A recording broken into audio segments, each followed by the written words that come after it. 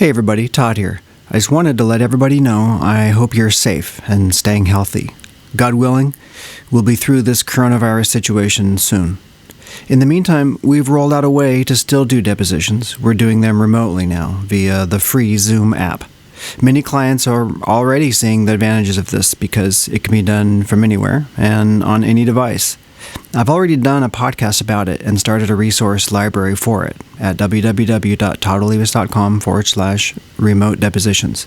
Check that out or give us a call at 888-566-0253. Okay, on to the podcast. As a risk manager, my philosophy is to be a great risk manager, you have to do two things that seem very counterintuitive. You have to get an injured worker the care they need in a timely fashion, because we're all familiar with the workers' compensation process. But then the other aspect is you need to aggressively defend your company when you feel that there's abuse or fraud taking place within a claim. And those things do not seem like one person could do them equally well, right? But you have to. You have to train your mind. Me personally, I really care about what I do. I just had a situation, I won't go into detail, but I had an injured worker on a Saturday and he needed surgery with a specialist, and it was a holiday weekend. I got him into surgery with a specialist starting on Monday because everything was closed down for the holiday. Starting on Monday, he's going into surgery on Monday within 5 business days. That's unheard of. But from 8 a.m. to like 5 p.m., I was on the phone with national account managers for our T.O.A. and for the clinic system that we use. I was able to basically bypass the entire work comp, RFA, all that, the entire system, and say, get this approved, get this surgery stat. So I'm using that point to illustrate I really care about my workers. When there is a legitimate injury, I will do what I have to do to get them the care that they need in a timely manner. So when I get a post-term CT claim, that just flips the switch, okay? Now, I could have been your best friend, but now you're my enemy, okay? So that's kind of what it is for me, because I know I sincerely do everything I can to get these workers care. So once they litigate, I'm like, okay, I did everything I could for you. I went above and beyond, so we're not playing games anymore. No more Mr. Nice Guy. My name is Joe Rodriguez, and I am currently the risk manager at Transdev North America for their Foothill Arcadia division. I just started on June 16th. Mr. Joe Frank Rodriguez, thank you so much for coming and agreeing to appear on the T.O.A. Storytellers podcast. Mm-hmm. This is our first time meeting, so it's a pleasure. Well, meeting you, the last live event that I attended was the Todd Olivas University. Before right. the world shut down. So March 6th was that event. Yes, and then the next week, I think it was the next week, that we got the shelter-in-place orders from Governor Newsom. Right. Yeah. Crazy world, huh? Yeah, it was really interesting. I think I have a unique experience here as I was laid off right at the beginning of COVID. So as a risk manager, it was a senior manager risk control with Sedgwick. Mm-hmm. And, I left on good terms with my boss. He's actually still a good friend of mine. And he actually was serving as one of my professional references. So it was just, it was the way that my role was funded. Mm-hmm. We lost several key clients and my role became underfunded. And they had to get basically lay me off. That was right when March 31st. Yes. That's where your last day was. Yeah. Oh, So as a risk manager, I've been in safety and risk management 17 years, and I do a lot of the networking events. Right. I'll get to that later. But I was laid off in 2013. And it took me 6 months to find a job. So I had no network. And I naively thought that, I'm going to retire here. So I never thought to build a network. Right. But after that experience in 2013, I really started aggressively building my network on LinkedIn and attending events. So makes perfect sense. Yeah. So, as I was laid off, I already had my game plan. I had a number of friends, Karen Rinaldi with Laughlin Falbo. Yeah. She sponsored me at your Todd Olivas event on March 6th. Uh-huh. Great. I had another friend in the Shout industry. Shout out to Karen. Yeah, shout out to Karen. And then I had another friend that had was sponsoring me at the EWC. So I was planning on utilizing my network and really getting out and face to face. And that was my game plan, right? And then the world closed, right? And, we were in the greatest economy that this country's ever seen, with a job market that was just, it was the, employee's dream. Yeah. And all that changed overnight. Yep. And so, so my strategy, I lost all those networking opportunities. And then, of course, the unemployment hit, and a lot of people in the industry, if you weren't in one of the, what is it? The Essential. If you're not in essential industry, they took a lot of hits. So there were a lot of people looking for work at the same time. And, so the whole of the job market changed, like literally overnight. So a lot of the positions that I'd been applying for, not getting rejection letters, getting notices that there's a freeze. We have a hiring freeze. Yeah. So this position that had been advertised just 2 weeks before that I had the perfect fit for, and now it's frozen. Right. Wow. So that's something that professionals in HR and safety in the risk management world, while they're looking for work, they're experiencing these things. Right. And something else, of course, the employers are taking advantage of the job market, right? Yeah. And so they are waiting for that perfect candidate to walk through the door. So you could check 99 boxes, but if you miss that one box, right, you're not gonna get that opportunity. Yeah. And then another trend that I was noticing is, I'm reading through all these job descriptions, finding which one is right for me, is their employers, in regards to safety and risk management, they're playing with job titles, right? So I'm reading a job description for a risk coordinator, and I'm reading the job description, and I'm like, that is a risk manager or a director of risk management role, but they want to put it as a coordinator so that when you go and do check the salary on Glassdoor for a risk coordinator, you're making $40,000 less a year. Right. Wow. So there's some of that going on, but I'm blessed. I landed with a good company. Yes. Checking out your LinkedIn on your way in, you are currently at Transdev North America. Yes, in their Foothill Arcadia division. Okay. So I was looking, I hadn't heard of Transdev yet. So I was on the website. It says a mobility company, and they help your clients with transportation. It's public transportation company. Public. Okay. So there's so North America Transdev has approximately 17,000 employees. So I'm a risk manager for one division with 500. Okay. But it's a worldwide company. So we have divisions all over the world. And so it's not just, like the company, the division I work for is, a fixed route, like a bus contract, Foothill Arcadia. So if you've ever been in, seen those buses around. But we have contracts with some trolleys in San Francisco. A lot of airport contracts, the shuttle drivers. So anywhere where you're going to get a person from point A to point B, Transdev is there. And I'm new to the transportation industries, but they hired me for my expertise in claims management, work comp, general liability. Well, first of all, congratulations. Yeah. During the middle of a global pandemic, you're able to land, sounds like a pretty sweet job. Yes. Sweet job. I mean, people are lucky to get their job back, and you went to go to a new job, which is pretty awesome. Yeah. And, I consider myself very, very blessed. How did they hear about you? How did you hear about this job? Or what was that story? They say that like 80% of hires are because of your network, right? Which was one of the reasons I started building my network. But this opportunity was actually an Indeed opportunity.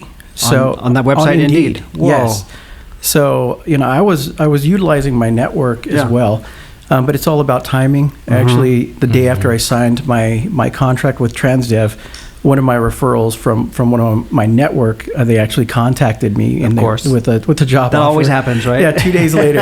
And so I'm not someone who's going to renege on a contract that I just signed with people that are giving me a chance. That's just not the right thing to do. It's honorable of you. So so I had to decline. But it was really surprising to me as well that the job that I landed was one of the Indeed opportunities. And the fact that I must have submitted in the course of 3 months. When you were looking for work in the middle of a pandemic, you have nothing to do but be in your computer. But it was it was a 9-to-5 job looking for a job during the pandemic. Wow. And you have to treat it like that. Yeah. So, yeah. Scary times too. Yeah. Yeah, definitely. With the target constantly changing. I mean, initially, masks don't work, don't bother, right? And then all of a sudden, it's a shifting target. That we're kind of like trying to fall under. Yeah. But kudos to you for finding a great job and doing all this, and staying diligent and not giving up, or I don't know, getting discouraged. Yeah, can't have been easy. Is it close to home? Yeah, it's 25-mile one way, so 50-mile round trip. California, that is not a bad commute at all. Yeah, that's nothing, right? Yeah. So I'm lucky in many ways. That's awesome. Do you have a family, kids, and stuff like that? Yeah, I have a family. Stuff like that. Okay, so I bet I have 2 boys, 18 and 14. Oh, wow. Okay, great. Great. They're old already. Yeah. Are they... I'm 44, but I make it look good. Yeah, you do. Yeah, we're going to post pictures of this guy. What, are they out of high school, or are they 18? Well, my 18-year-old, just like me, looking for work in the pandemic, he's one of those unfortunates that graduated in the pandemic. Right? I feel sorry for the graduating class 2020, right? It's so horrible. So sad. Yeah, I mean, you don't get the prom, and in Southern California, the big thing is grad night, right? Disneyland with your friends. That was just shut down. Oh man. So so it's a bummer for him, but him being kind of like his father, he's more of an introvert, didn't hurt him as bad as it would. You would consider yourself an introvert? Yeah. You would? When it comes coming on to podcasts or networking? Yeah, when it's coming, it's one of those things. Daniel Goleman, working with emotional intelligence. Yeah. I think it's in that book where he talks about the fact that you can have essentially 2 different personalities, right? 2 different aspects. So one for your professional life, right? Yes. And then you can have one on your personal life. Now, in the professional world, I network a lot, and I have all of my friends are industry friends. Right. But personally, I'm fairly private. I read a lot, like I said, Daniel Goleman, working with emotional intelligence. And he has another book that I really enjoy, it's Primal Leadership, where he talks about how to incorporate those 21 emotional intelligence factors into genuine positive leadership. Wow. Let me ask you this: as an introvert, because I consider myself an introvert too, and you're on a podcast, and I have on a podcast often. You run a podcast as an introvert. Yeah. So I would say, that's kind of like my place where I recharge is kind of like to be alone, and that is that the same thing for you? Yeah, will this, being on today's podcast, will it kind of take something out of you? You'll have to go and recharge from it, or like they say about introverts that we can do it, right? Yeah. We can be extroverted, but it's emotionally draining, and I need that quiet time afterward to just kind of decompress. Yeah. Right? No, you'll never get that in my house. Oh no! With 2 little kids, 3rd one on the way. I can't even hide in the restroom. Thank you. Congratulations! Plus, I can't even hide in the restroom. John's not an introvert though. He thrives on talking. No, I was at like I said, that was my last live event, networking event. Was the T.O.A. I get to see him in action. You saw us in all our pirate glory. Oh yes, pirates. Yeah, definitely daytime drinking. Only risk managers, right? Yeah. Don't tell anybody. Yeah, we didn't do any of that, right? Those were fun times. Paid. What are they called? Paid client? No. Paid costume actors. Professionals. Okay, that's what it was. My mistake. Yeah. We actually tried for that event because we for whatever reason we decided let's make it let's make it a pirate theme, just out of the blue. But so we were going to look for a Johnny Depp impersonator. Oh, that would have been so cool. I know. Yeah. We tried to get some, but they were like $1 million. Yeah. Well, the real one. The real one was $1 million. Yeah. But even the impersonator was like, it was $1,000 or something. Yeah, it was $1 million pesos. Yeah. This is not worth it. So that's our whole budget. That's how we ended up dressing. We were the low budget. Johnny Depp. You guys did great. No, it was a fun event. Yeah. From an outsider or from an attendee's perspective, How did you experience that? What was your feeling about that? And what did you get out of it? And please be positive. No, just kidding. We're recording this. No, I love your events. I mean, as much as the education and the CEUs are valuable, it's the connections that you make there as well. Right. Like I said, my friend Karen Rinaldi, she sponsored me at that event at their table, so I got to meet a lot of the good work comp defense attorneys, and call me a little sensitive, but on LinkedIn, when I get a request from an applicant's attorney or a personal injury attorney, I tend not to accept them. So, I mean, maybe it'd be best to no offense, reach out across the aisle, but I'm sorry. Yeah, I hear just can't do it. Well, because it's a business and networking kind of connection in the direction you want to go and build your business. So it's kind of leads people on if you're. Yeah, exactly. No, but that makes sense. How important do you think networking has been to you for your ability to like bounce back after all this? You know what? It was extremely important. Yeah. And one of the reasons is because, again, the emotional aspect of being a professional out of work, it's devastating, Yeah. If you're somebody who's worked all your life, like I'm 44 years old, right, and I've been working since I was 16 years old. And in the course of my entire life, even including my most recent layoff, I've been out of work for approximately a year and a half. Mm-hmm. So from 16 to 44. Yeah. Wow. So, right after, I worked for my first job, a perfect introspects job. Mm-hmm. I was a library page for the city of Santa Fe Springs. So what's the library page do? They put books away and they help people find books. Oh my gosh. Yeah. So the Dewey Decimal System. Yeah. The Dewey, you remember? Okay, I remember that. I'm 100 years old too. This was back in the day with card catalogs. Yes. So yes. Yeah. Wow. So, but after that, I joined the U.S. Marine Corps active duty. I was an 0311, and I served from 95 to 99. Wow. I was stationed in 29 Palms, California. Oh. Okay, yeah, the middle of the desert. But they do have the greatest live fire ranges out there. So we were fortunate that we were able to train for combat with live rounds, whereas a lot of other bases don't have that opportunity. They don't have that open land. So after that, I joined the California National Guard, and during that time, we were activated like 3 days before 9/11. Oh wow! And so after that, we went to Kuwait, and my unit in the National Guard, our mission was just security for the Patriot missile site base at Al Jaber. And that base, when I got there, was ready to housed 5,000.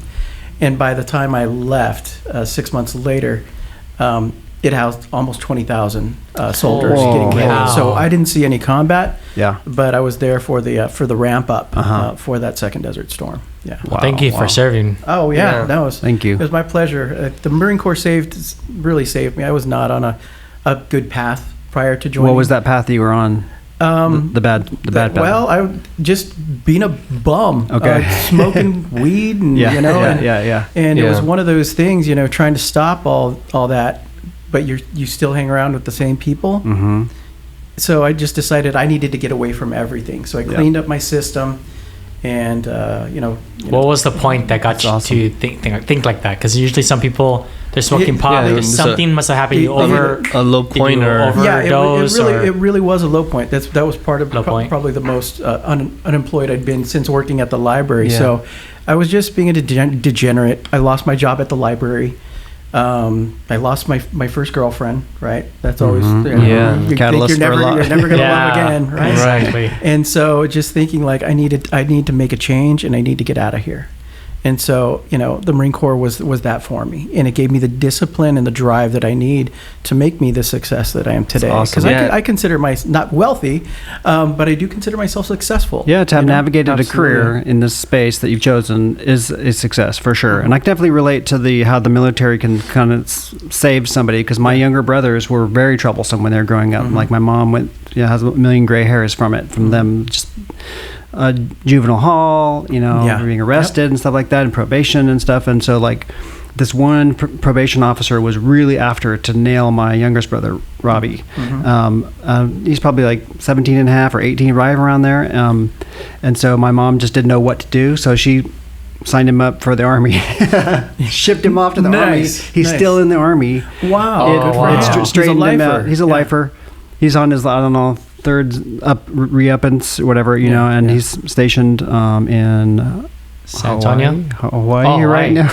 But he was a completely changed person. Completely changed person, that, right? Yeah. Exactly. Thank God for the Army. Yeah. My question is, though, is how does an introvert want to go into the Marine Corps, being so introverted, and you're going in with thousands of people, in a surrounding like that? Well, it's funny.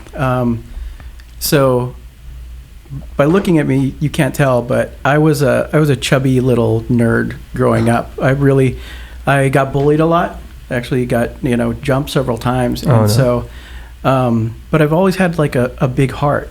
And even though I was a chubby nerd, I never let other people define my value. Mm-hmm. I always intrinsically knew what my value was. Where'd you get that from? How did you know? Probably my parents. Okay. They're Christian, loving parents. They're still together. Awesome. That's awesome. They've been, this is funny.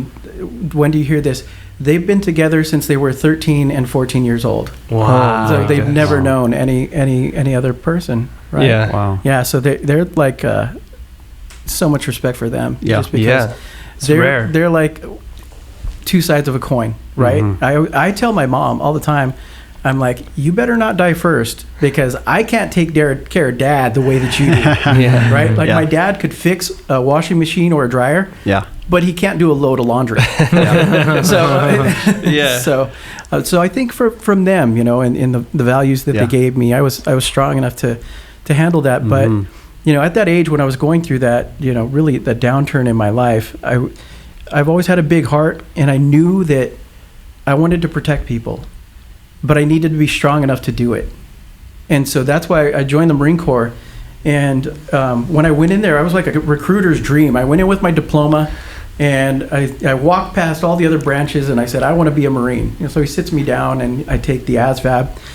And he's like looking at me at the ASVAB as he scored it. And he's like, you got an 89 percentile. Whoa. I'm like, oh, yeah, that's good. I usually get, around an A. He's like, no, that's not what I mean. It's not a grade percent average. He said, you score better than 89 out of 100 people that come in to take this test. Wow. And he's like, I can get you any job you want. Like, you want to be on a nuclear submarine, no problem. Whatever you want to do, I can get you into Intel, whatever you want to do. And I said, I want to be infantry. And he looked at me like I'd lost my mind. And then he's like, I have Marines recruits that would kill for your score because they can't get into the occupational skill that they want. And I said, well, why am I going to join the Marine Corps and not be like what I see on Full Metal Jacket? Yeah. Right? Yeah. And so he's like, okay, I'll guarantee you infantry. And I found out later that if you score 30 on an ASVAB, you can be either infantry or a cook. So really, I'm not sure what the standards are today, but back in 1995, So all your buddies then turned out to be like at the lower level, like at the 30s, right? Yeah. I had a few. But they're all good guys, and that. Are you still in contact with some of the people you met back then? Not really. Okay. Not really. Basic training? No. Well, yeah, actually one from basic training. Oh, really? Yeah. Okay. Yeah, we communicate, on Facebook, what have you. But the crew from Kuwait and all that, your time there? No. Not really? No, not really. Okay. Yeah. When you're in Kuwait and you had downtime, did you ever leave the base? Or was it all spent there? We got to leave the base a few times, but it's in a large group. Yeah. You don't leave alone. Okay. It's like a squad at a time, right? We would go out to sea. But, since there's nothing else to do, I was extremely fit at that point in my life. That's all there is to do. Yeah, it's like being in prison, like just lift weights. Like, what else is there to do? Get tattoos. I'm one of the few Marines I know that escaped without a tattoo. Really? Yes. Oh, wow. Yeah, too funny. Was there anywhere else that you were able to travel? Yeah, actually, when I was active duty, we were deployed. Forward deployed to Okinawa, Japan. Cool. Interesting enough about Okinawa, Japan, they don't consider themselves Japanese. So the Japanese took over the island of Okinawa. So if you ask someone on the island what they are, they'll say, I'm Okinawan, right? and they have a really great resentment for the military base on their island because after World War II, Japan was required to give up so many square miles for U.S. military bases. And so what they did was they put 90% of those on Okinawa, this one small island. So there's only like 1 or 2 Air Force bases on mainland Japan. Wow. Yeah. Hey, what was going to be your plan when you left? Did you have a plan to, post Marine career when you come back? You know what? What was it going to be? I did not. And so I had a very unusual pathway to where I am today professionally. Yeah, what is it? One thing I'll note, and I'm always open and honest about, because I never lie about something like this, is I do not have a degree in insurance or risk management. I don't have a degree at all. And so my path was really strange and I think God forged. So I started off as a carpenter. I was a union carpenter after I got back from Kuwait. And so I had the fortune of being tasked to the site safety manager at Kaiser Sand Canyon. Okay, with Whiting Turner. Yeah, in Irvine. Yeah, Whiting Turner was the general contractor. And so I was on his crew and I was building handrails, job belt ladders, what have you, and so I was older for an apprentice, right? So, I just got back from Kuwait. I'd spent 8 years in the military. Mid-20s or late 20s? Late 20s, yeah. So I was 28, 29. So, the first year apprentices, they're 18, 19 years old kids, right? So, for one, having just come back from Kuwait, it was pretty cool because I didn't get hazed by the journeyman. Right? They're like, okay, he's not a kid. He just got back. He's probably been through hazing. Yeah. And I had been. And he could kick our butt. That too. So that being said, they would go out to like shotgun a beer or smoke a bowl at lunch, and I would be in the eating my lunch out of my lunchbox and reading a book or reading a newspaper. Yeah. And so the safety manager saw me doing that one day, and he's like, "Why don't you read something useful?" And I found out later he was being a smartass. But having just come back from the military, I took it as an order. And so he's like, "Why don't you read something useful?" And he hands me Cal OSHA for construction, like a big old thick book. And I'm like, probably nobody reads. Just reference, probably he hasn't even read. Yeah. And so I actually started looking up, like, okay, why do I have to build ladders at 42 inches and then have not ladders rather, but handrails with a 42-inch top rail and then a mid rail? Like, why is that? And I started looking the rationale. Looking these things up and reading the core requirements. And after about 2 or 3 days, one of the biggest, anytime on a construction site, the biggest exposure is falls, right? It falls from height. So I started reading up on fall protection. And Google wasn't around at this time, so that's why it took you 3 days. Yeah. Well, no. So after 3 days, I started asking him questions. I'm like, hey, I was reading this, and he's like, what? You're actually reading that? Nobody reads that. I was just kidding. And he's like, come on. And he took me under his wing, and he made me his safety coordinator.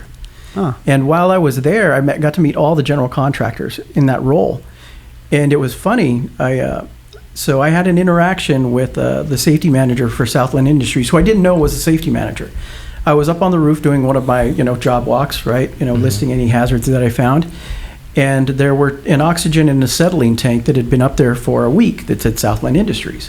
And so he came up on the roof at the same time, and he had the Southland vest on. And I said, hey, I was wondering if you can get someone to take these down to their storage area, and he's like, oh, because they shouldn't be sitting out there for that long. He's like, well, why should I do that? And I said, well, it's part of our OSIP regulations, and in addition to an OSHA regulation that, any compressed gas cylinders that are not expected to be used within 24 hours need to be in their storage areas, right?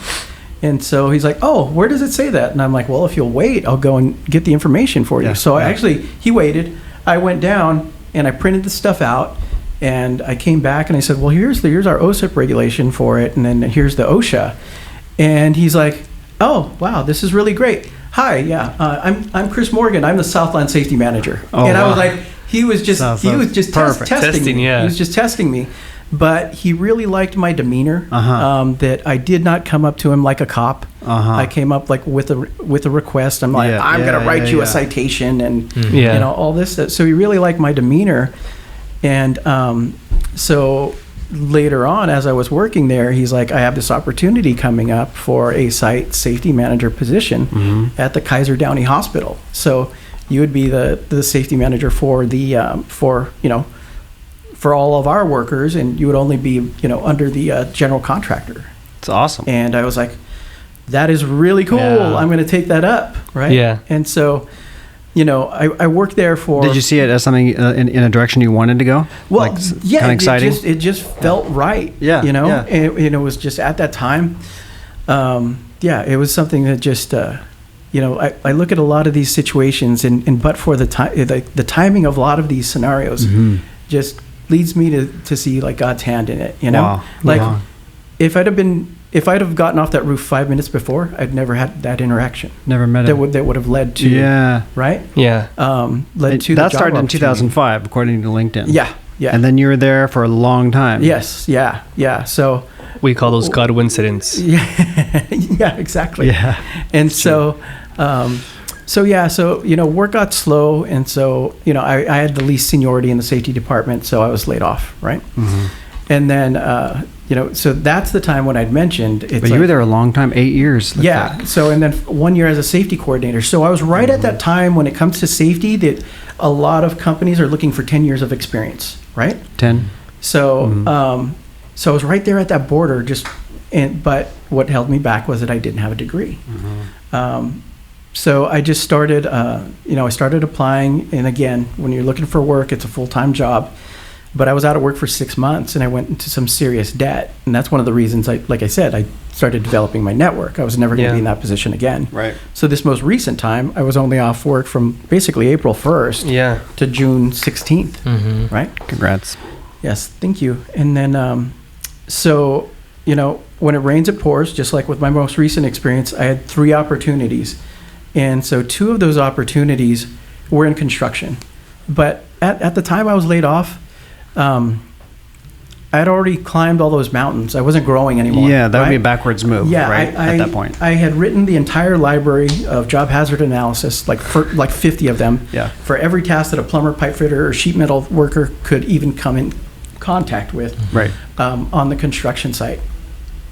So I was just bored. I wasn't being engaged. And so 2 of them were site safety manager opportunities, but one of them was an opportunity with WSS as their corporate risk manager, right? And so I interviewed for that position, and I felt, we're still in contact. So I interviewed with the VP of Human Resources at the time, Maria Armendariz. And I really felt it's kind of like going on a date when you feel a connection. You're like, man, it's good chemistry here. There's good chemistry here. I really feel that I got this. So what is WSS's client base? What's their space? They're a shoe store. Yeah. So they're I a shoe recognize store. The logo, the red logo. Yes, yeah. So they're a shoe store, but they're a neighborhood shoe store. Mm-hmm. So you'll find them in plazas, like with a Ross or a Marshalls, or even like a Northgate or Vallarta supermarket. Okay. So they're in a lot of those plazas. And so, I really felt that connection. And so I got hired on, right? Awesome. And, but at that point in time, I was strictly safety. I did no claims at all. Okay. But if I could say this, I am very bold with my ignorance. Okay. So when I'm talking to an adjuster, if I don't understand an acronym, I'm like, stop. Explain that. What is that? Yeah. And then I'll explain it. Now I know, right? But there are some people that don't do that. They want to keep quiet. They don't want to show what they don't know. Show their hand. So later on they Google it. Yeah, exactly. But that's a slow way to learn. Yeah. Whereas if you just let people know what you don't know, they're oftentimes really happy to explain it. Yeah, exactly. Yeah. And so I was able to learn claims management very quickly through that process. And I have to admit, 2 reasons I think they hired me. One, I'm Hispanic. I got the last name Rodriguez. Yes. And WSS, there's a lot of Hispanic culture there. Yeah. Both employee base and customer base. And then 2, I was cheap, right? I was cheaper than the risk managers, right? Because they already knew claims. So they hired me because I was cheap. They got lucky because I was good. Yeah. Do you speak Spanish too, by the way? Somewhat. Poquito nomás. Okay. Yes, a little bit like me. No, I'm fourth generation. I was born in Whittier. Gotcha. Yeah. But being Hispanic, do you think that has been a challenge in this industry?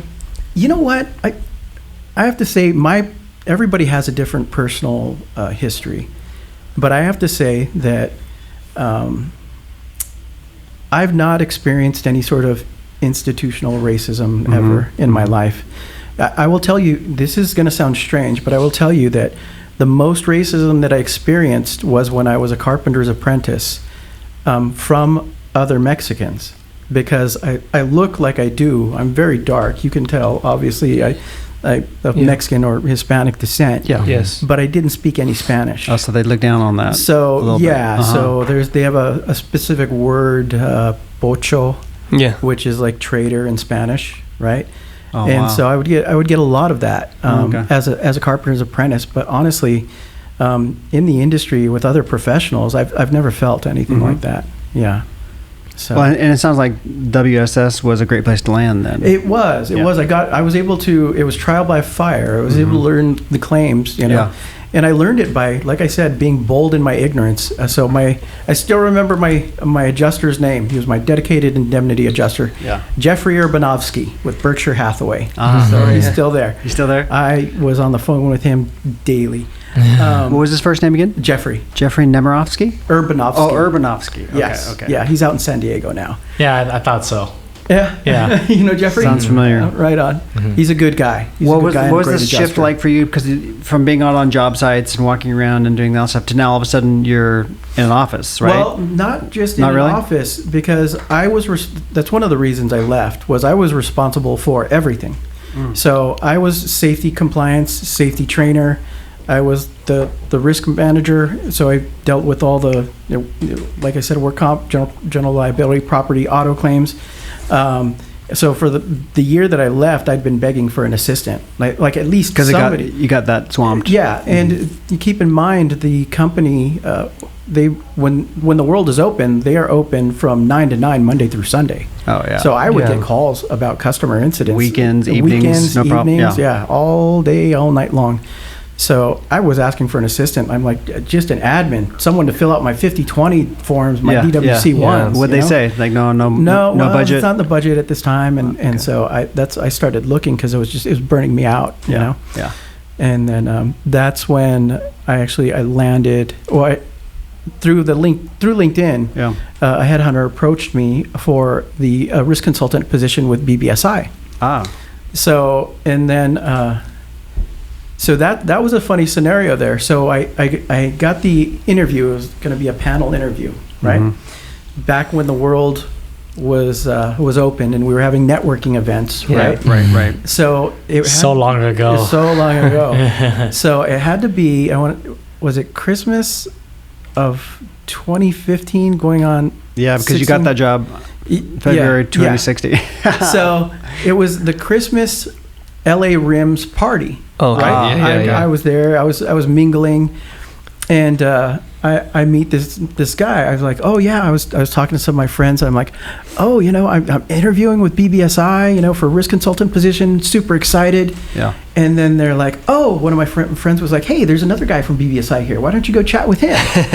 And I went and I introduced myself and I said, hey, that's funny. You work for BBSI. And I'm like, I'm going to be interviewing there in a couple of weeks. He's for his job? No. So get this. With him. And he's like, what branch are you interviewing with? And I said, Ontario. And he's like, well, hi, my name is Dennis Healy. You'll be interviewing with me. Whoa.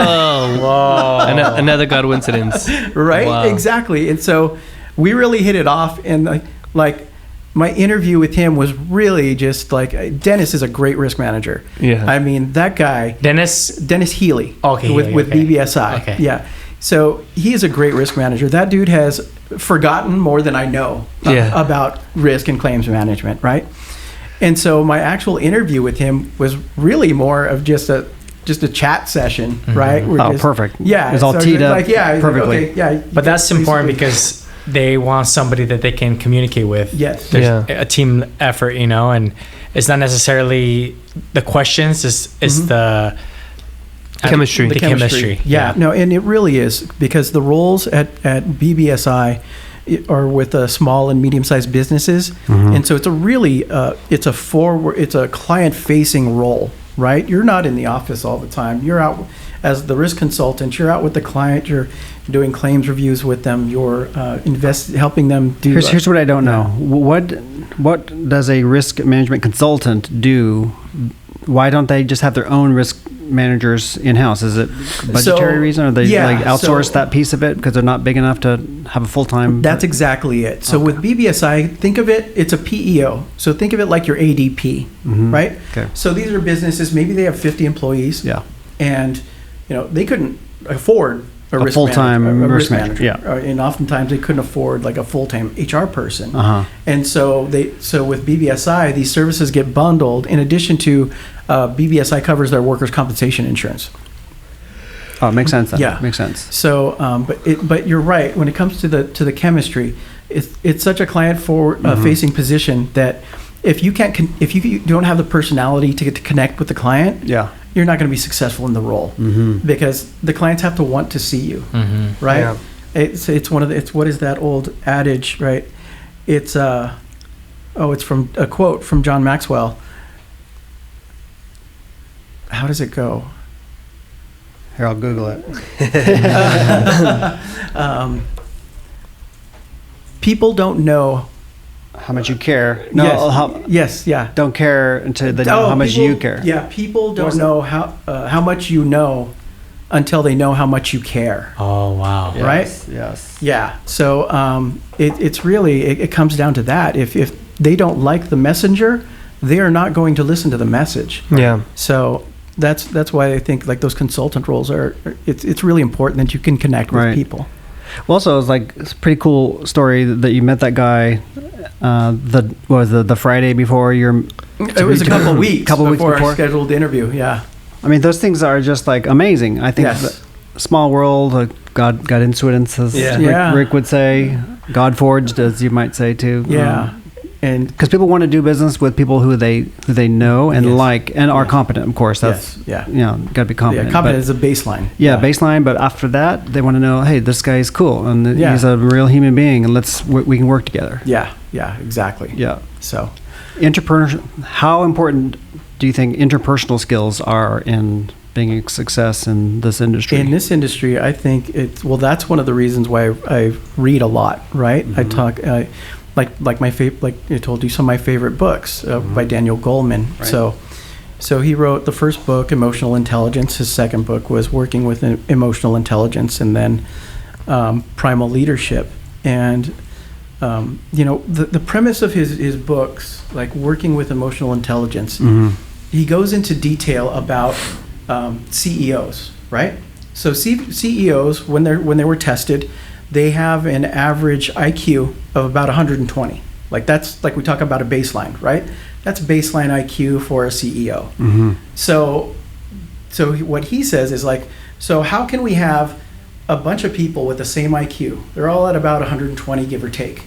But some are successful and some are not. Yeah. Right? What's the differentiating factor? What's the differentiating factor? And so his premise is it's emotional intelligence, right? The ability to connect with people, to work with people. That's how you would define it? Emotional intelligence, the ability to connect? Yeah, absolutely. In a positive manner, right? Because we can always connect in a negative manner.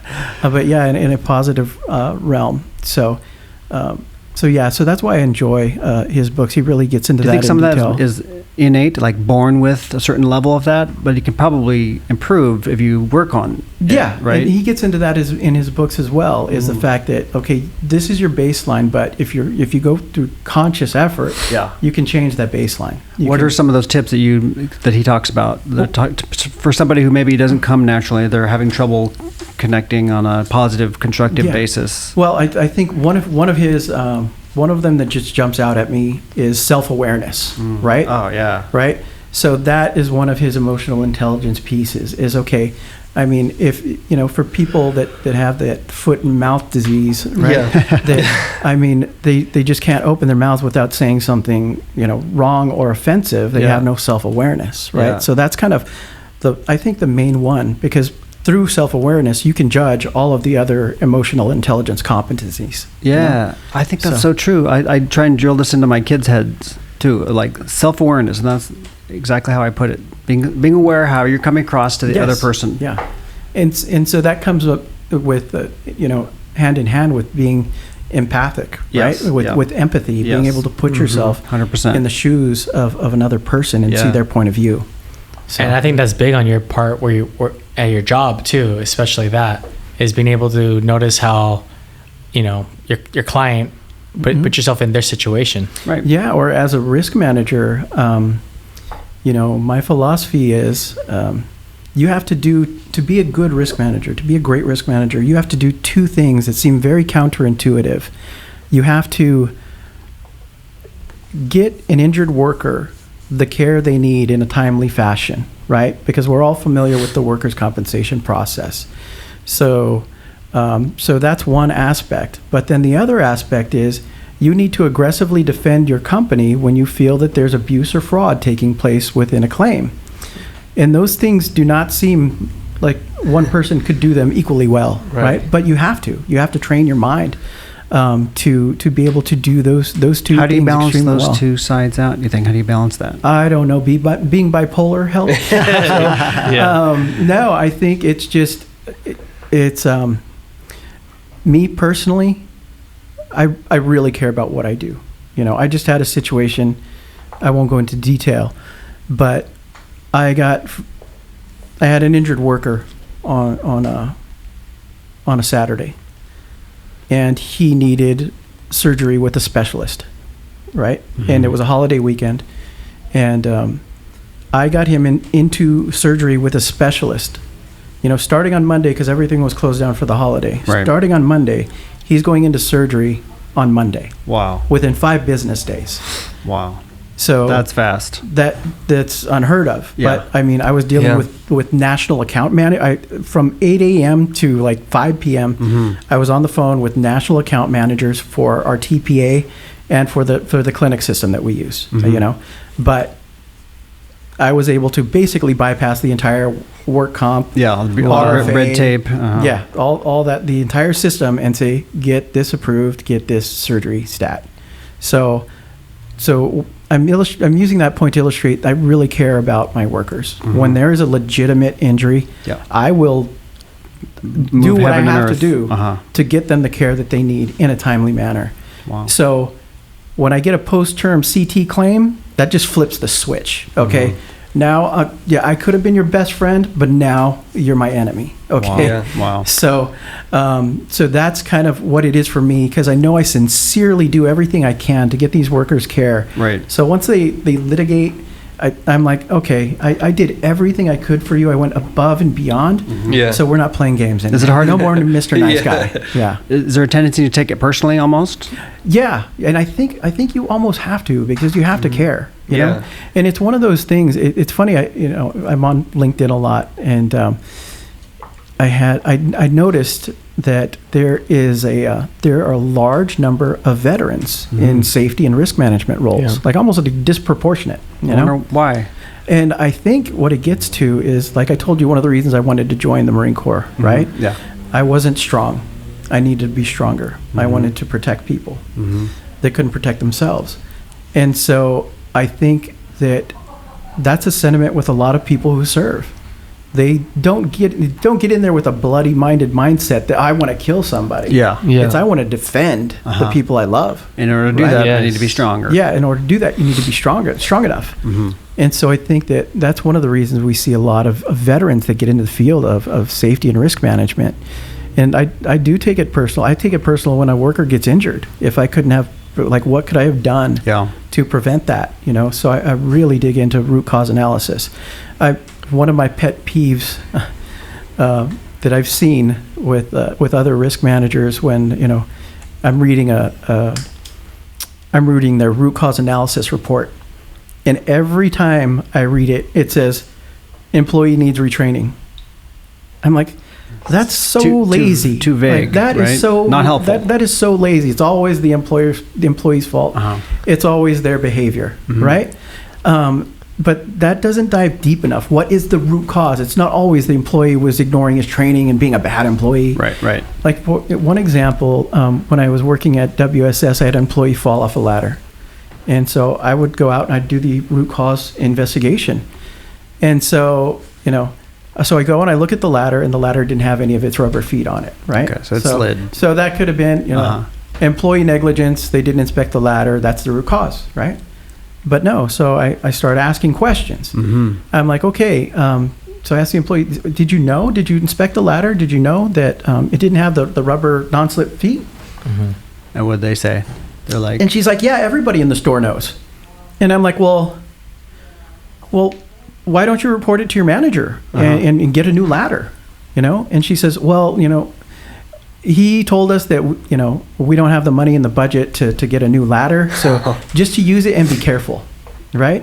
So that is not an employee inspection issue. That is a cultural issue that needs to be addressed. Mm-hmm. And so I addressed it with that store manager. Negligence. Yeah, and I addressed it with the district manager. I'm like, an employee needs a $45 ladder, you buy them a $45 ladder, okay? Throw that other one out. Yeah. Before it comes to $45,000. Exactly. That's what they don't consider.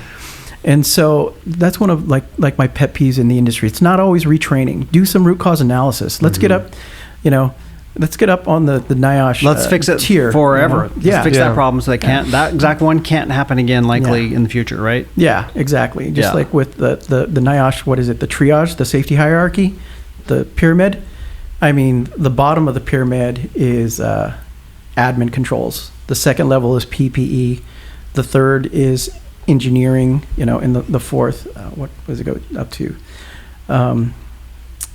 But anyway, it's like, let's get up to the engineering level, right? Mm-hmm. We don't. It's not always training. It's not always, wear gloves. Let's try to engineer the problem out. Right. Right. So. Do you like going to the locations and investigating? I love that. I love the root cause analysis aspect of what we do, because I like coming up with good corrective actions. And I've found that, when you listen to employees, oftentimes they'll have the answers. If you're not trying to bring it down, just like in the book the Toyota Way, when they talk about how their system and how they're trying to get to zero defects, right, by continuous improvement. And one of the things they talk about is the importance of what they call being at the Gemba, right, where the action is taking place, not sitting in your office. It's being out there where the action is taking place, right, and speaking with those workers. And once you listen to the workers, you become an asset, not a hindrance. So when I got my safety manager job with Southland, to backtrack, right? So my first safety manager job, I was 30 years old. I didn't have any of the gray in my goatee that you see now. And I'm telling plumbers, pipe fitters, and sheet metal workers that have been doing what they do longer than I've been alive how to do their job safely, right? They don't like that, huh? So didn't go over real well at first. So the first book I bought was the 21 Irrefutable Laws of Leadership by John Maxwell, because I knew that, I needed to be a leader. And I liked the way that he defined leadership, not as a role, but as the ability to influence. That's leadership, right? Yeah. And in safety and risk management, that's all we have, because we're trying to influence people that do not report to us directly, right? So an order from us means nothing unless it's supported by their actual manager. Without buy-in, it goes nowhere. Yes, exactly. So early in my experience, we had this issue, right? We had scissor lifts on the job site. We're the largest contractor on the job site. And if you're familiar with scissor lifts, when you elevate the lift, these pothole protective devices come down, right? And they're about maybe a half inch off the ground. And so we had the issues. Well, our employees were running over those industrial electrical cords that connect the power boxes that are about 1 1/8 inches thick. So they would elevate over the cord, and that would be okay. There wouldn't be damage. But then they would drive, because all their work is overhead in line, and they would cut through those electrical cords. And so the general contractor was extremely upset. And we had our weekly meeting, and he says, I have an invoice from the electricians for $25,000 in electrical cords and power cords. Wow. So if you guys don't do something about your scissor lifts, I'm going to bill this to you. And and charge your companies. And he points to me and he's like, Southland, you're the largest contractor out here. You're looking at $15,000. And so I went out in the field, and like I said, I measured the cords. They were 1 1/8 inches, and then with my background in carpentry, I was like, I can order some 1 1/8 inch plywood, right? So I ordered a stack of 1 1/8 inch plywood. Little ramps, like little protector bridges. Yeah, so what I did was I cut them 90 degrees on one side, and then I cut a 45-degree bevel on the other side. Oh, perfect. Right? Uh-huh.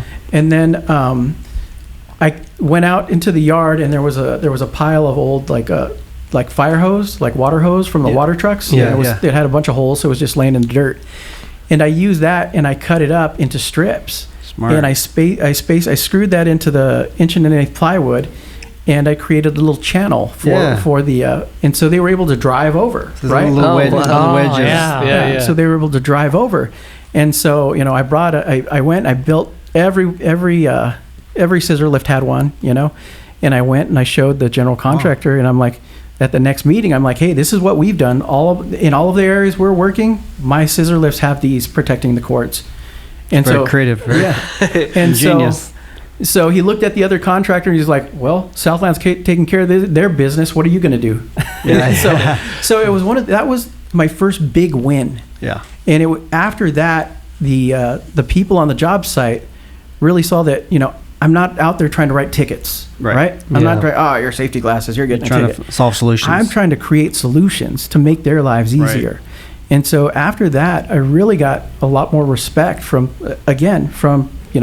construction professionals that were much older than me. So that was a good experience. I think that ability to be creative like that and think on your feet and come up with a solution out of thin air, or out of seeing a need and then applying a creative solution to it is like one of your superpowers, I think. Yeah, it's one of the things I highlight whenever I'm interviewing. For sure. Yeah. And also, I noticed that you like to be challenged. Oh, definitely. Yeah. That's one of the things I'm getting out of all these conversations. Oh, yeah. Yep. After a couple of years with BSI, yes, you moved on to Sedgwick. Yes, I did. It was so that came through my broker, actually. It was through my broker, Howard Massey. So he was my broker for a time when I was at WSS. And so he works with the extremely large restaurant captive programs. And so, they needed somebody in the position as a senior manager of risk control dedicated to some of those captives. Right. So I applied to the role not knowing, and then with Sedgwick, and then they told me about the restaurants. And I was like, well, it's different. Yeah, I said, well, restaurants. I'm like, do you know Howard Massey? He was my broker previously, and he's like, yeah, he's one of the largest brokers in our program. Wow. And he said immediately, the guy with Sedgwick said, do you mind if I give him a call? And I'm like, no, go ahead. Yeah. As a reference? As a reference, yeah. So he must have got off the phone with me and called Howard immediately, right? Wow. And so I couldn't get through to Howard, and then because he was on the phone with the other guy. You're gonna give him a heads up. Yeah, and so like 15 minutes later, I talked to Howard, and he's like, "Oh yeah, I just got off the phone with him. Yeah, I gave you a great reference." Oh, perfect. So that's that networking coming in handy. It is. But you know what I always say? There's that expression, 6 degrees of separation. Yes. Well, Kevin Bacon. Yeah, right. And I think in our industry, if you've achieved any level of success, you got that. It's like 1 or 2 levels at most of separation. If I don't know you, I know someone who does know you. Yeah. Yes, absolutely. Yeah. So that's good, and it's scary too. well, no. I mean, if you maintain your reputation, if you do the right thing in every situation you can. Yeah, if you're an ethical person and you work hard and you maintain your reputation, I think it's one of the best things in the world. Yeah. Now, if you're a little shyster out there, then you better switch industries. Someday. Especially in this industry, because this industry is so small. Yes. I mean, everybody knows someone, and it's that knows you, and I feel like that's why our industry is so cool too. Yeah. Because just like you said earlier, is that everybody is like my friend is pretty much in my industry. Yes. Yeah. It's crazy. Yeah. Exactly. How was that shift over to the restaurant side of things? Well, speaking of me enjoying challenges, I love learning a new industry. I love learning new things, right? And, one of the things I think, what was a challenge, in my most recent job search was, as I'd mentioned, people are waiting for the perfect candidate to walk through the door. Yeah. But when it comes to risk management, you're managing the claims, right? So if you know how to manage claims, you know how to manage claims. If a cut occurs, you manage it the same way if it happens in the agricultural industry or if it happens in the restaurant industry. Mm-hmm. You manage the injury the same way. But I think a lot of these, they want industry experience, for some reason, for a risk manager, which doesn't always make sense to me. Mm-hmm. So, yeah. But what's great about you going into a new industry is that you can also apply what you've learned, let's say carpentry. Yeah. You can go into the construction world and build something to help them, effectively save costs. Yeah. And everything, also with your cuts and stuff like that, Yeah. And going to Sedgwick in the restaurant industry, one thing that was really cool and I really dived into was I had access to so much data, right, with my captives, that I was able to trend like... What's captives? Captives like self-insured groups. Oh, okay. So it's a bunch of people in the same industry that come together and bundle up and create their own self-insured group. Captive, right? And so, I was able to dig in and do some really great detailed loss analysis. Mm-hmm.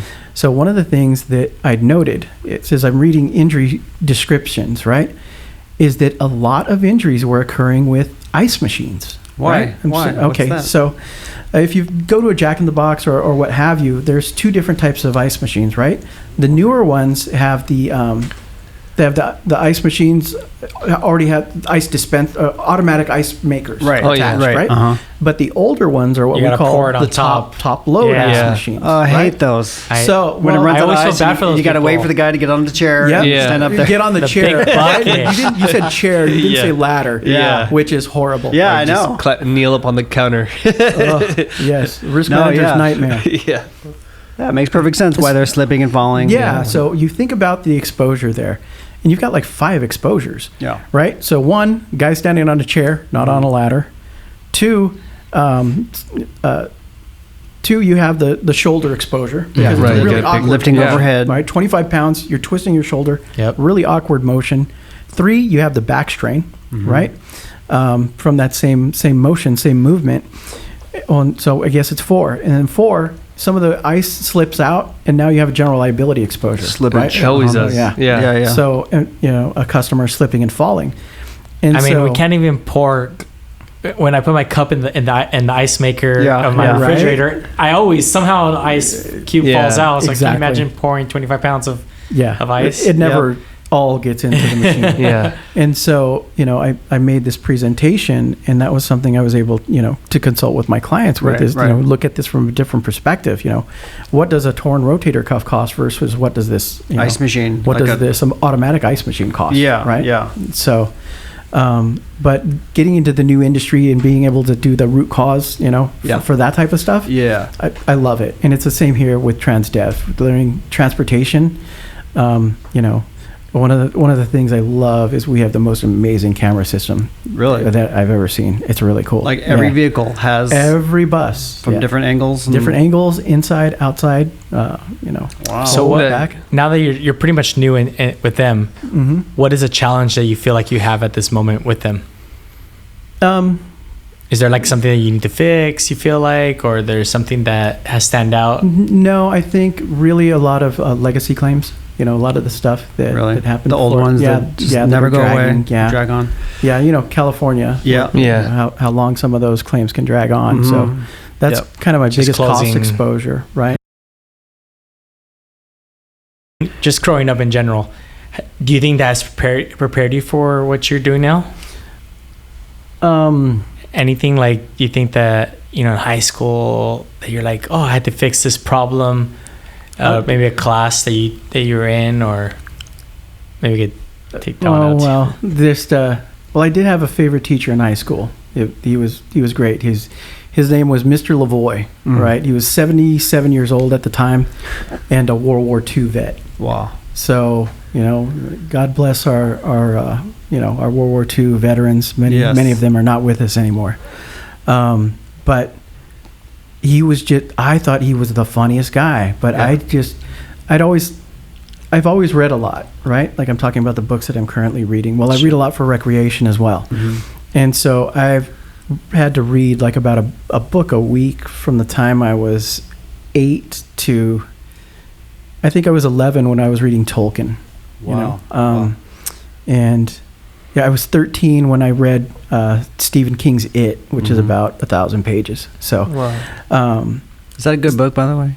The book is far better than the movie, and the movie's pretty cool. The book's really intense. It really, when he writes about them as children, you can really feel it. Like you're back there. You're 11 years old, and that's how your emotions really, the road that they went down. Right. Yeah. So, no, that's a great book. I've reread it a number of times, but because I've always had a really large vocabulary, and my sense of humor was like an adult sense of humor as a teenager.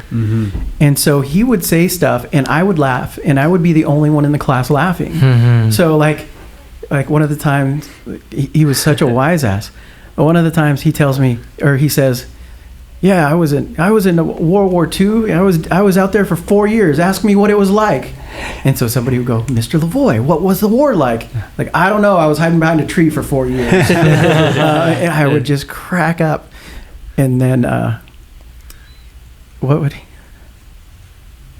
Oh, there was one that he would say about Mr. Lavoie. What high school was this anyway? This was Santa Fe Springs High School. Okay. Yeah. And so, what was that one? I can't remember at this time. But he would just say things, and I would laugh. And the other kids would just look at me like, what's wrong with you? But they were also upset with me because he graded solidly on a curve, right? So the highest score was what set the curve bar, for everybody else. Yep. And they would get pissed at me because I would always throw the curve. Oh yeah. So I would raise it up too high for them. Yes, I would raise it up too high for the rest of the kids in the class. And so I always had an A in his class, but like the other best grades were like a C or a B minus, and these kids get so pissed off at me. Yeah. Does it ever run through your mind to like maybe you should go get a degree now, or it doesn't even matter now? What's your opinion on that? Because you seem like extremely articulate. Oh my God, gotta say it myself. Smart. Extremely smart. Thank you. Extremely smart. And book smart too, because you've self-educated, you've self-improved all along the way. And so like, what would a degree even do for you now, if anything? You know what? Yeah, you'd be surprised. I'm actually kind of hopeful for people like me in the future. Most recently, President Trump signed that executive order regarding federal jobs, where he's moving away from the degree requirements more to skill sets. And so, I'm kind of hoping that some companies in the industry, would look at that, because while I do not have a degree, every person that I list as a professional reference is somebody that I've reported to directly.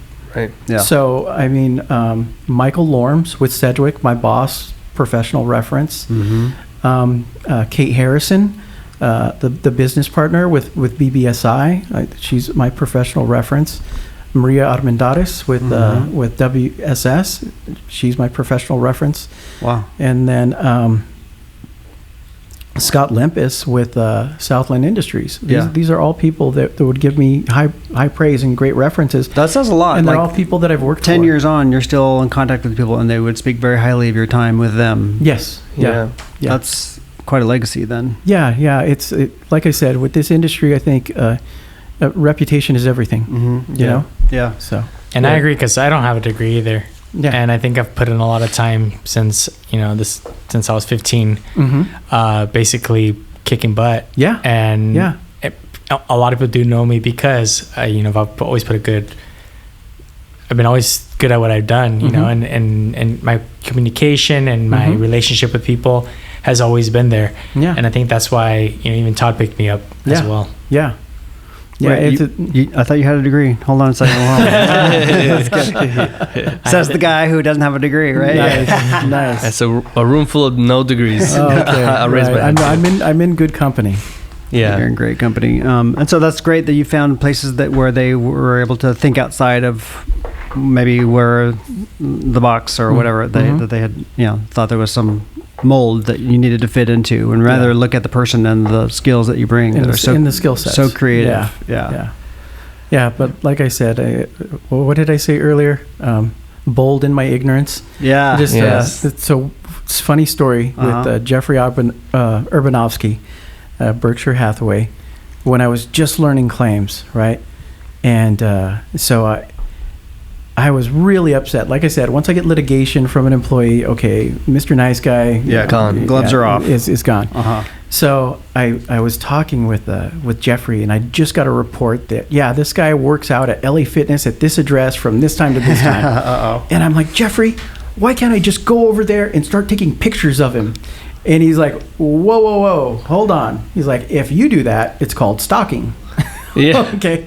So I need to get, if that's what you want, an investigator. I will get a licensed investigator. Right. You give me the information, the dates and the times, and we will go and do that. And I'm like, okay, well, let's do that then. Right. Yeah. But that was the last time I ever asked that question. Right. But that's how I learned. Yeah. Was by pushing the boundaries and asking the questions. And I think, not being afraid to maybe in that moment sound like like you don't know or something. Who cares about that? Yeah. That's a pride thing, Yes. It's better to come away with the knowledge and the experience. And like you said, it's a faster way of learning. Yeah. Talking about a job that's really cool is investigating. I used to be an investigator when I was 17. Really? That young? Yeah, that young. I did workers' comp investigating, and I got to follow a lot of people. That must be fascinating. Yeah. And every day is different. And every day is different. Yeah, that is so cool. And catching them, and also just going around asking the neighbors about people and being afraid. I had people even come into my window and knock on my window. Oh, yeah. And like, what are you doing here? And you're like, I'm so scared. Yeah. And I was young. Can you imagine sending out a 17-year-old investigator on your file? It's I see a 17-year-old kid parked in front of my house for an hour and a half. Cops, it's like, cops comes around my car. You casing the joint? What are you doing? Yeah. I would have cops come surround my car. What would you say when they come by? Well, I would always call in. So no matter what, they had to show up if you get called in or not. But I was always calling, letting the police know where I was at. Oh, wow. Nice. It's a really interesting job. I would love to even do another ride along with one of those guys. That's exciting. But the only thing is you gain a lot of weight because you... you're in that car with the fast food. Literally the only way I could stay awake, because you start like at 3-4 in the morning, is eating, because I would be so tired the whole time. Yeah. And then some of these jobs don't end till like late at night. You got a peanut bottle because you can't get out of your car. So that's one of them. So I have a story very quick. I was in Compton, and there's no restrooms anywhere, and I had to go really badly. Well, one of the things I learned to be an investigator is you pee in the bottle. Nice. Well, we learned that in the you Marine never Corps have those bottles are never big enough, and so you're literally like stopping, pouring out the window, and continue going. Well, the people saw that, saw me dumping stuff in the street, and sure enough, this lady comes and knocks on my window. What are you doing here? Because it was a small neighborhood, and it just gets scary. You're like, no, and then you got to call off the job now, because now you got people are going to be talking, and so being an investigator, it's a very interesting job. It sounds like it. Yeah, that would be interesting. Like I said, maybe you can do a ride along. I don't know if you can. Yeah. Oh, you'd be a stalker. Yeah, exactly. Yeah. A stalker. I do not have a license. Yeah. So hey, what's next? Just stay focused on transportation and this, just excel at this. I want to learn this industry, and I really want to help them bring down their frequency and severity. And like I said with that story, make sure that these injured workers are getting the care that they need in a timely manner. The guy who got the surgery on the holiday weekend. Yeah, who's getting surgery on Monday. Doing things like that, taking care of these folks. They had the safety manager handling these responsibilities before, but when we're kind of cross-training one another at this point. She's training me in transportation safety, right, and I'm training her in claims management. But with the things that they have her doing, she literally had no time to do this, right? So, for example, I was able to get that injured worker into surgery within 5 business days, but that took an entire day. Yeah. That was in communication with national account managers, with the actual, in communication with the actual specialist, with their receptionist, coordinating. That took an entire day. And she's responsible for, reviewing video. One of our systems, like I said, the video system is amazing. It actually tracks the workers. If they're doing like an unsafe act, it'll pick it up. Right. Really? So if a worker is it appears to be nodding off, it'll capture that event. Oh man! And so we can address that with the worker, like, are you getting enough sleep or what have you? If heaven forbid a worker's on their cell, it's kind of like it's got like this artificial intelligence that knows. AI. Yeah. Wow. So she's responsible for like downloading that and consulting with these people. So she has so much to do on the safety side that this really needed. This really is a full-time job. Doing it with the level of attention that is required to do it well. So in perspective, you got it done in 5 days, but in perspective, like how that normally getting someone in from an injury into a surgery, how long is that period? Okay, well, you got to take into consideration the RFA process, right? Yeah. So typically the process would be, I would get the injured worker to the general, right? The general has to submit an RFA to get him to see the specialist. Well, we got a commitment from Concentra to get the RFAs submitted within 2 business days. California legally, the adjuster has 5 business days to respond to an RFA. So you're looking at 7 business days just to get to see the specialist, right? Yeah. Now the injured worker sees the specialist. The specialist recommends surgery. Right. Another RFA, right? Another 7 business days. Yeah. Right? So, I mean, that's okay. Now he gets the authorization. Now he scheduled an appointment another week out. Yeah. Right. So I mean, when you're looking at that process for somebody with a severe injury, weeks. I basically bypassed the entire workers' compensation process. Wow. With the help of those national account managers. But every now and then.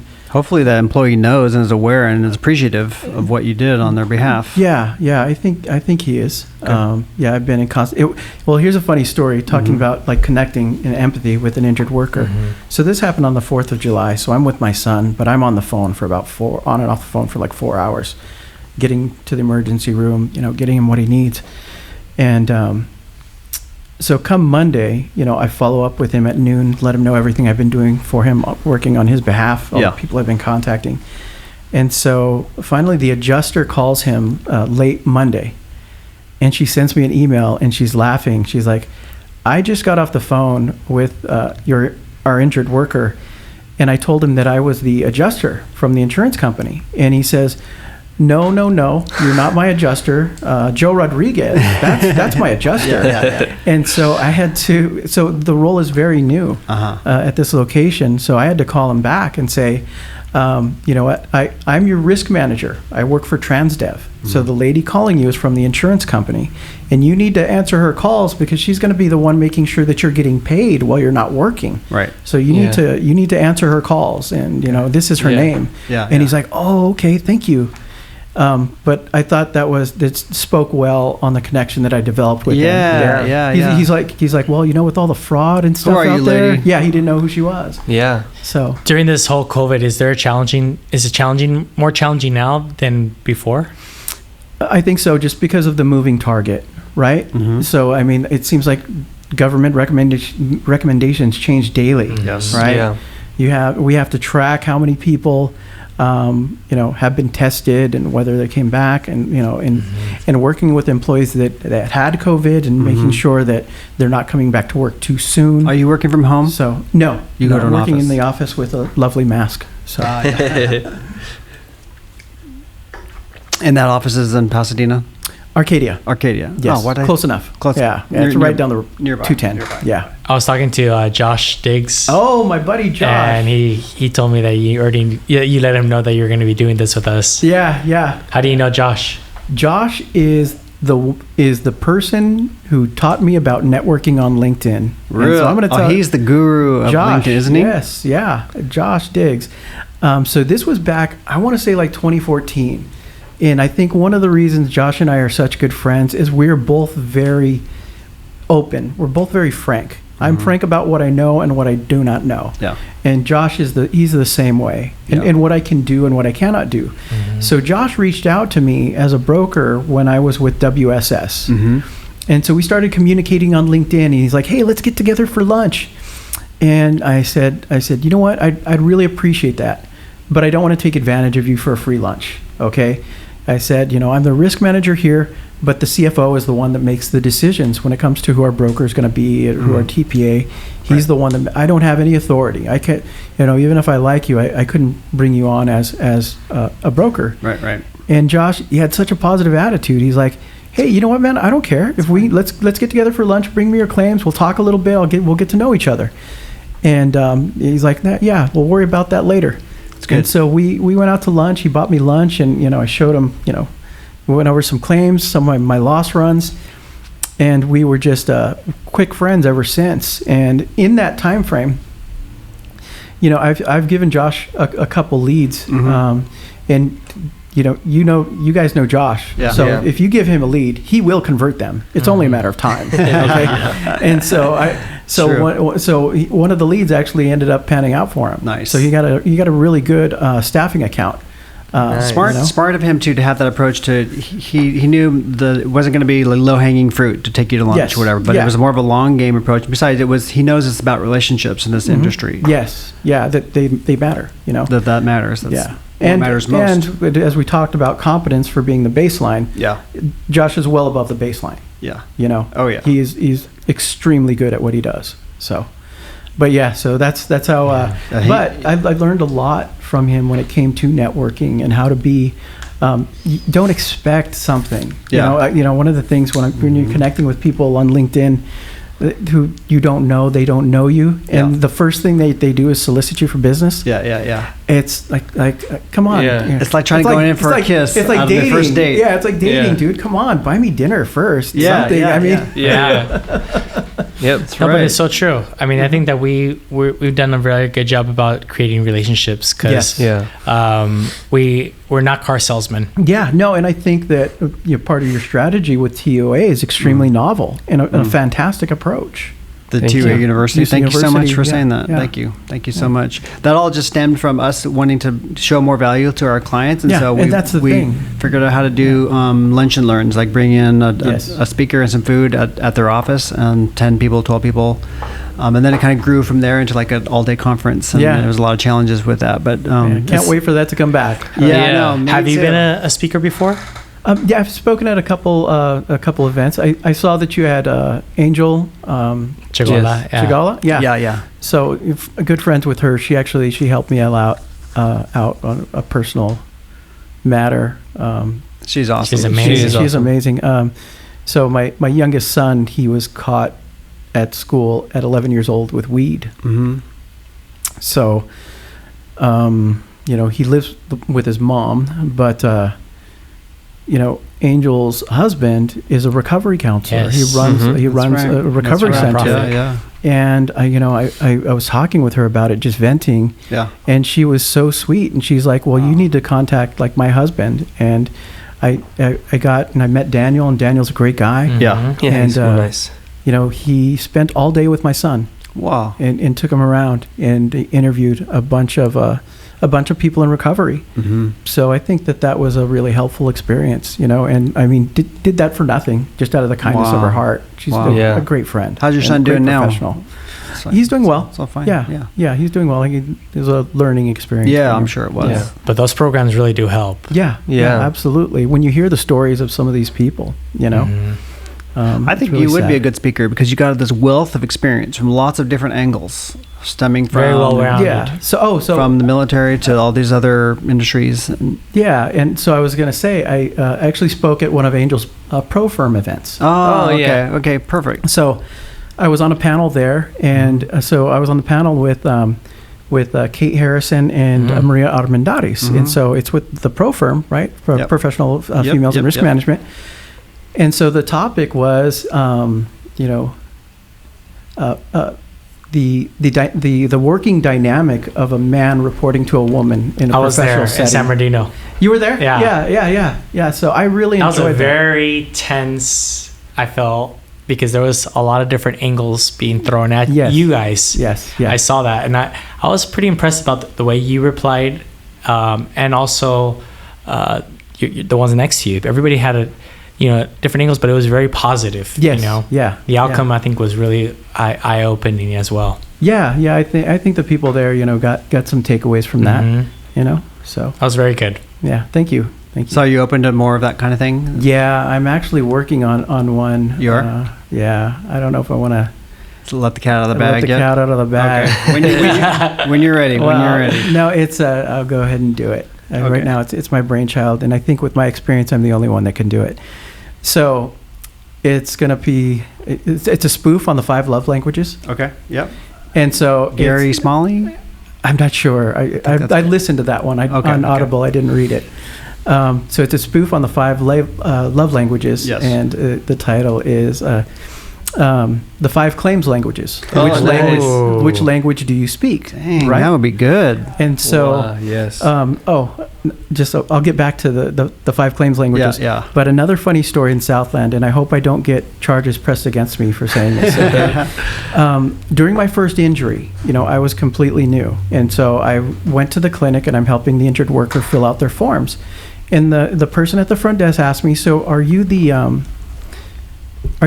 case manager?" Yeah. And I'm thinking, well, yeah, this is my employee. It's my case. Yeah, I'm the case manager. But what I didn't realize she was asking me was, are you the nurse case manager? Oh. So they're like, yeah, come on back. So it's like a laceration or something. So I go back with this employee and talking to the doctor, discussing how it happened, watching him, stitch the injured worker up. And so every time after that, I would go in with an injury. I would say, yeah, I'm the case manager. And they're like, oh, come on back. Yeah. So I inadvertently, for that first 10 years, trained myself as a nurse case manager. First 10 years. Yeah. So I inadvertently trained myself as a nurse case manager. So when I went to WSS, that was my style, right? I had bold in ignorance. Bold in my ignorance. Yeah. And so when I had injured workers, I would have I would get their work statuses. I would have their follow-up appointments on my calendar. Yeah. I would call them an hour before. Hey, don't forget your follow-up. Get me the paperwork. Right. So I managed in a nurse case management style. So I'd never on any of my files had a nurse case manager. You were it. Yeah, I was double duty. Yeah. Save some money there. Yeah, but so tying that back to the five claims languages. Yeah. So in my mind, it's the first language is injured worker. Okay. Right? And so being able to speak to that injured worker, because they're very emotional, right? If it's a legitimate acute injury, it's an emotional process. And for those that don't work the system, it's extremely confusing, right? Yeah. So speaking injured worker and being empathetic there. So the second language is safety manager, right? And so I always say this, having worn both hats, I don't think a lot of people have the experience of both being a safety manager and a risk manager. I see that in the industry, typically the people stay in their own lanes. I just happen to jump the shark there. But speaking to that injured worker, and then so the safety manager language, I always say that you can tell how long a safety manager has been in the industry by how often they use OSHA in a sentence, right? The more, the less experience they have. Because they're read in a book. Yeah, because exactly. Injured workers or just employees, when you're trying to do safety, they don't want to hear about OSHA. Yeah. But if you change the language and you start talking about hazards, right? Like, how can this hurt you, right? Or danger. The danger, right? Yeah, they don't want to hear the OSHA regulations. Yeah. They want to know how you're going to protect them. Yeah. And so it's changing. Okay, so my what I tell people is use the OSHA language when you're talking to another safety manager and you're trying to impress them. Okay, talk about actual hazards and danger with the workers. Yeah, change your language. Get down to the human level. Yes. Yeah. Exactly. Are these masks OSHA?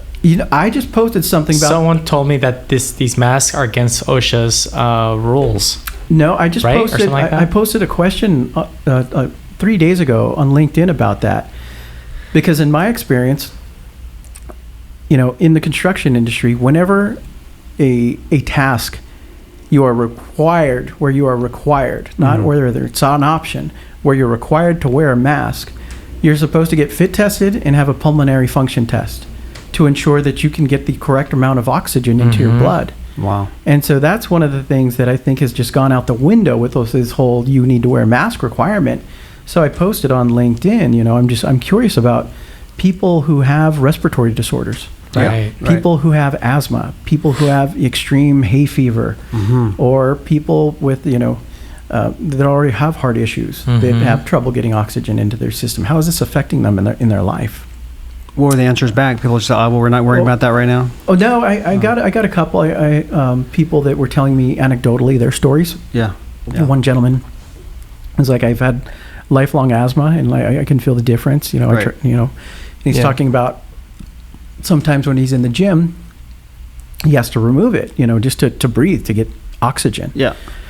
But that is something that just personally curious. That I was wondering about, did all that went out the window? Okay, because the governor waved a magic wand and said everybody has to wear a mask. What if it's more detrimental to their health than going mask free? And I believe me too, since I have asthma. Yesterday I was at the store, and I was with my wife, and I had to tell her, I'll be right back. I'm gonna go take a walk outside, because you had to take your mask off. I couldn't breathe, and actually to the point where, not to the claustrophobic point, but almost nauseated. Panic. Gonna start panicking. And so I couldn't breathe, so I had to walk outside and then take a few minutes and come back inside. But I do. It's tough. Did you pull through? Did you make it? Oh yeah, I made it. But I had to come back in with my card. But it's just without getting political, I think a lot of politicians, they ignore the law of unintended consequences, right? They react quickly and emotionally, and they don't think about the consequences, and then they have to end up creating another law to deal with the consequences they created. So I'm curious about how this is going to evolve. So you had the injured language, the safety manager language. What were the other three? Okay, so the other three, it was the risk manager, claims adjuster, right? So adjusters, that was one of my things. They have a whole world of acronyms, right? And so I've actually coached the adjusters that I worked with at Sedgwick on several occasions, because I would be face to face with the human resources or the risk manager during a claims review, and they start throwing all their acronyms at the employer, and I'm looking and I'm watching eyes glaze over, and so I would stop them. It's like, okay, well, we can't release them from care because the injured worker's not MMI, and I would stop them, and I'm like, hey, just for everybody present, what does that mean? And they're, okay, they have reached maximum medical improvement, right? And so, I train the adjusters. I'm like, look, when you're talking to each other, go at it. Acronym all day. Talk shop all you want. Acronym all day long. But when you're talking to, our employer, they're all at different levels of sophistication. Just spell it out for them, right? Smart. No more acronyms. Very smart. So, the adjuster. And then there's the risk manager language, right? Where we get more into loss analysis and things like that. And then the final language is that of the CFO or owner, right? So I learned that when I was with WSS, right? Because I had I reported to the VP of HR, I had a dotted line relationship to the CFO, and I learned that the CFO, if it didn't happen on a spreadsheet, it didn't happen. Right. Yeah. So with the CFOs, they want to know about the dollars and the cents, and so that's one of the things that I think is important. Again, on LinkedIn, I see safety managers lashing out about, I'm not getting the support I need from my CFO, and they want, and I'm like, well, you need to learn to speak the CFO's language, okay? You need to learn about profit and loss, right? Look at your numbers. If you can show them, okay, we have, $600,000 in total incurred, and they're all back injuries. And if we implement this, this back brace program or what have you, we could reduce that by $250,000 year over year, whatever, right? Right. But just to throw random numbers out there, but just look at your numbers internally, know what they are. And when you show that CFO the dollar value of your recommendations, you're going to get buy-in. They're going to buy you all the damn back braces you want. Right. But you need to speak their language. I really think this is more than just a good idea. I think it's a brilliant idea. Me too. These 5 I think you should write a claims. It should be a book. It should be a book. A presentation. It really should be. Because the industry would love this. Nobody's put it so succinctly and so cleverly as this. I think this very detailed, to me, which is very important. And I think that the industry would crave something like this. There's your challenge. It's pretty brilliant. There's your challenge. Thanks. Since you read books, you'll know how to write one. But make sure you do it audible so I can read it. Oh, nice. Nice. How do you think the best way to get this concept out there? Well, I would love to do it in a conference format. Yeah. Maybe start off with that, and then maybe later, get assistance with the book. We would love to, have you even maybe do one of these for us. Oh, great! Because we do speak, we do these classes. Yeah, because we're now certified by the state of California to offer credits, and so we are looking for more curriculum for our library. You know what I mean? This would be super cool. Amazing. I think this would be great. Absolutely. Because it's catchy. It's got like a tie-in to something that people already recognize. It's pop culture. Pop culture. Because I'm pretty sure it's Gary Smalley who wrote the 5 love languages. Okay. But I'll double check myself. Let me see if I'm not going to get sued. No. But like it's tied into specific, actionable, helpful things that everybody should know. And I think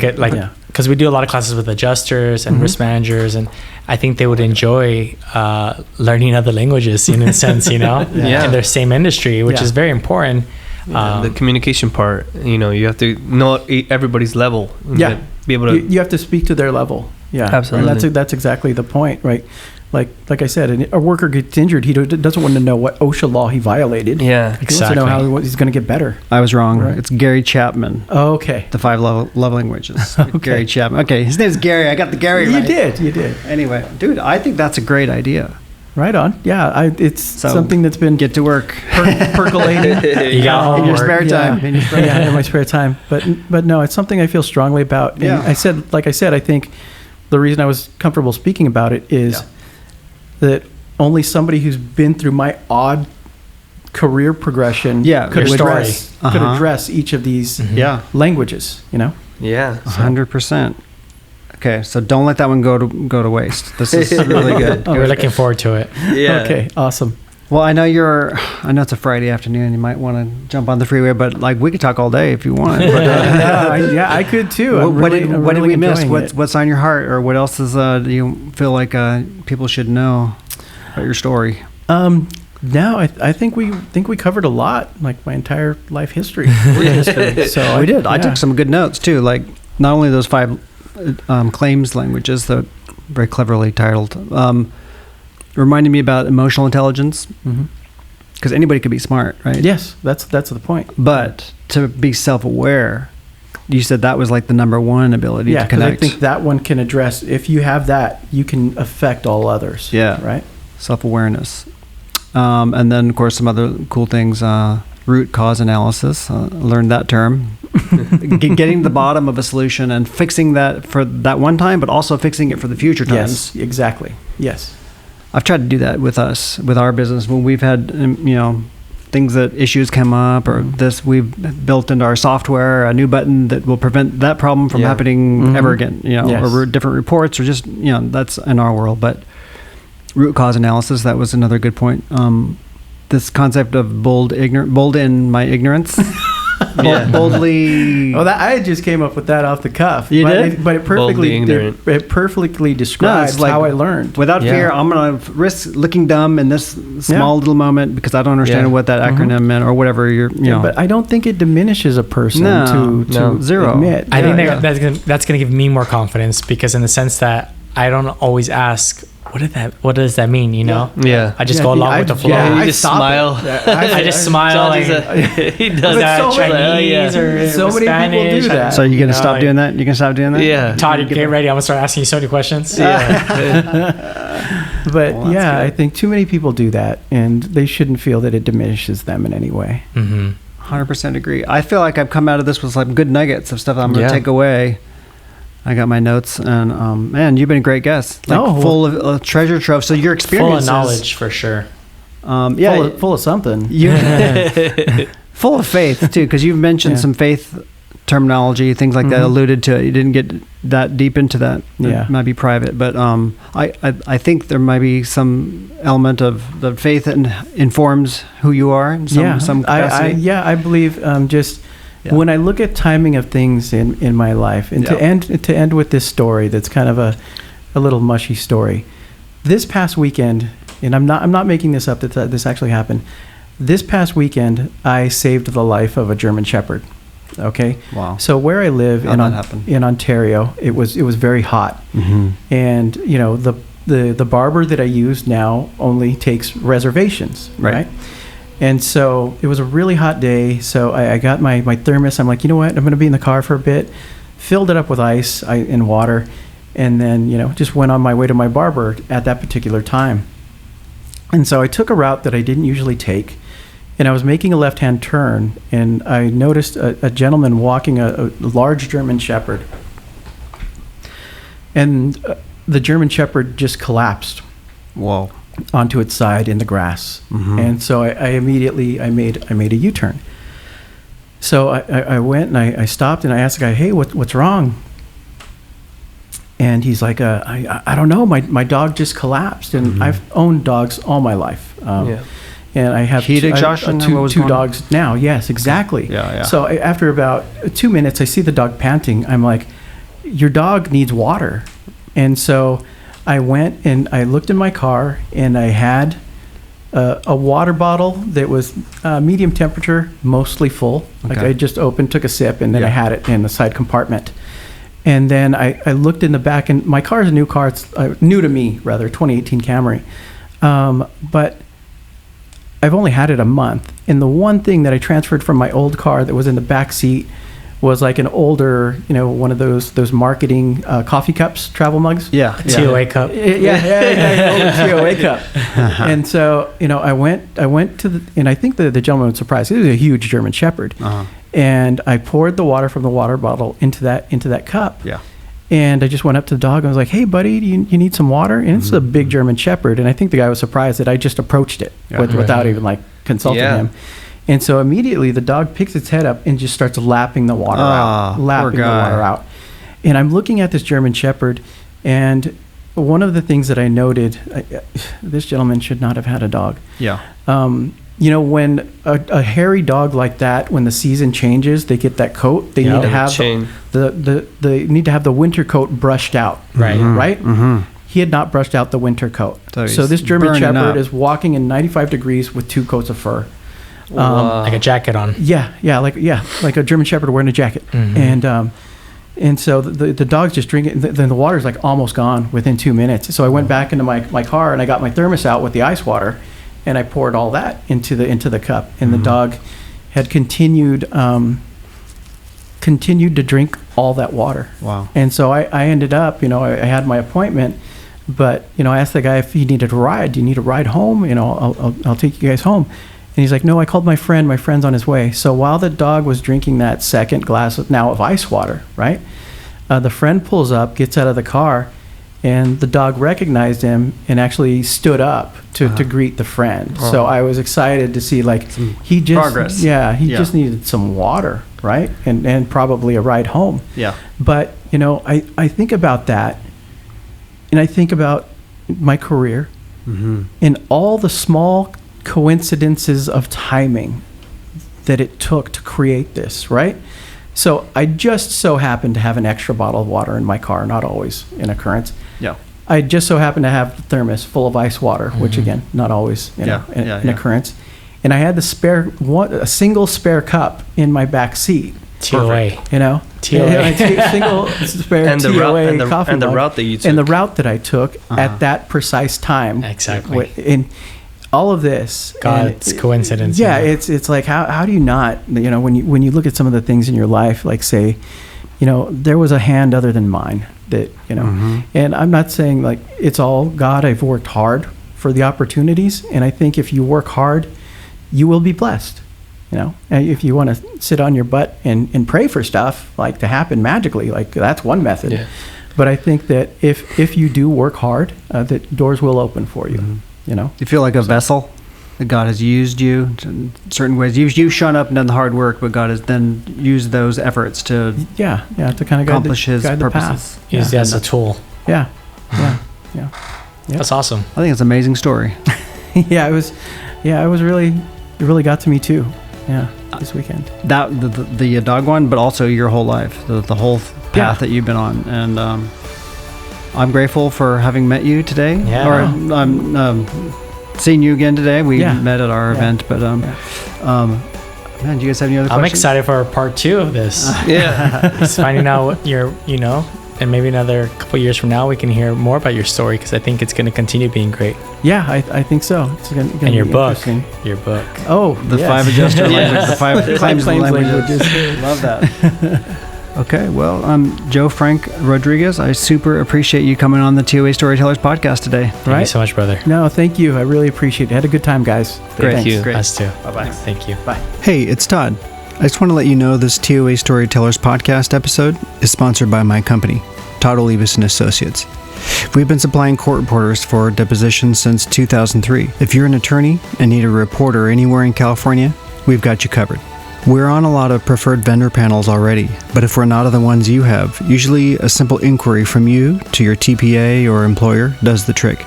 Or if you work at a TPA or employer, please ask your defense attorneys to give us a try on one of your files. We've been known to treat our clients like family, and we would love a chance to work with you next.